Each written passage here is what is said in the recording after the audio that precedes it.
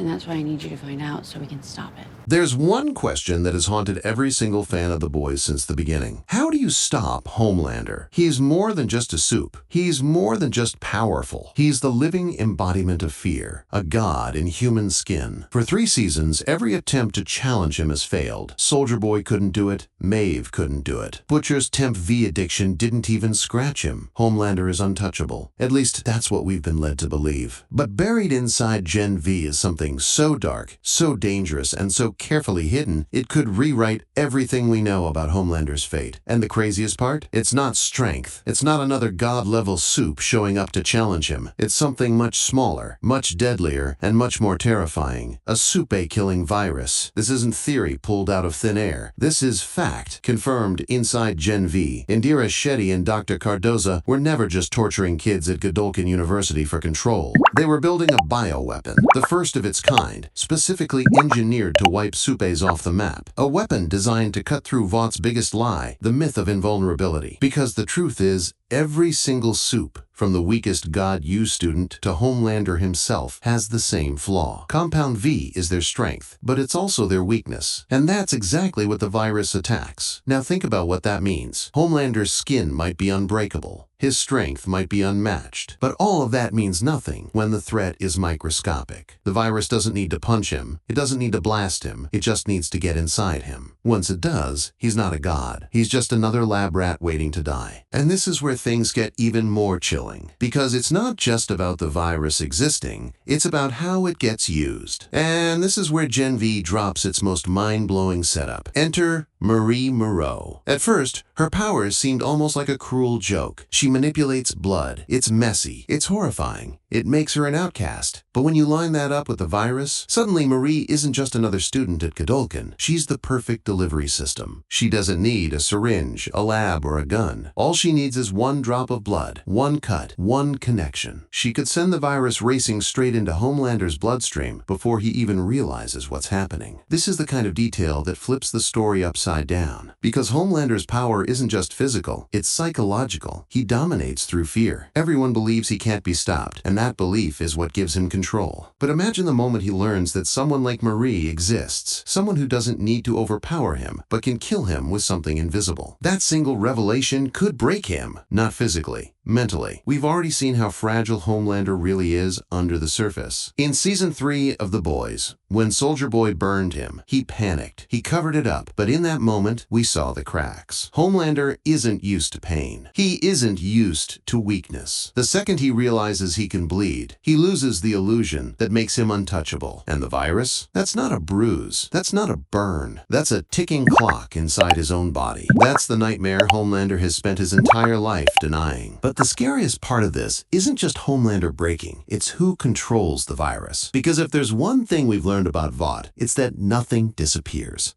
The woods might be exposed, Shetty might be dead, but the virus is still out there. Someone has it, someone will use it, and the list of suspects is as terrifying as it gets. Imagine Victoria Neumann with the virus. She's already dangerous enough with her head-popping powers, but she's also deeply tied to Vought. If she held the virus, she wouldn't even need to kill Homelander. All she'd need to do is whisper in his ear, "You're not untouchable anymore. I decide whether you live or die." That's not just power, that's total domination. Or imagine Butcher, a man who has sacrificed everything just to kill Supes. If he gets the virus, there's no way he hesitates. He uses it. No strategy, no plan, just rage. And the fallout would be catastrophic. Because the virus doesn't care if you're Homelander or Starlight. It doesn't discriminate. It kills all soups. Butcher wouldn't care. In his eyes, that's justice. And then there's Marie, the reluctant hero. The girl who never wanted to be a weapon, but might end up being the most important one of all. If she becomes the carrier, the story stops being about who's strongest and starts being about who's willing to make the choice. Because, let's be honest, if she delivers the virus into Homelander's blood, that's not just a victory, that's a moral earthquake. Do you take one life to save millions? Do you become the killer to end the killing? Or do you let him live, knowing the cost could be unimaginable? And that's where this theory turns into something far bigger than just, how do you stop Homelander? Because Homelander's weakness isn't just science. It isn't just the virus. It's choice.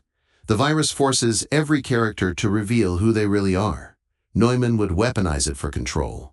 Butcher would unleash it for revenge. Vought would sell it to the highest bidder. And Marie? Marie has to decide whether she's a savior or a weapon. And here's the twist that makes it all so much darker. What if Homelander finds out first? What if he learns the virus exists before anyone else does? Imagine the paranoia, the desperation. Homelander doesn't share power. He doesn't compromise. If he discovers there's something out there that can kill him, he won't stop until it's destroyed. But in the process, his paranoia could make him unravel. He'd lash out at Neumann, at Vought, at Ryan, at everyone. Because if there's one thing Homelander cannot stand, it's fear. And for the first time in his life, he'd be terrified. So when you really step back, this isn't just another subplot in Gen V. It's the end game. It's the answer to the question the boys has been asking since day one. Homelander won't be defeated by someone stronger. He won't be brought down in some epic city-destroying battle. He'll be undone by science, by the very compound V that made him, by the weapon Vought created in secret and lost control of. The virus is the key. The question isn't whether it will be used. It's who will use it and when. And that's what makes Gen V Season 2 the most important chapter yet. Because the second that virus touches Homelander's blood, the god becomes human. And once that happens, everything changes.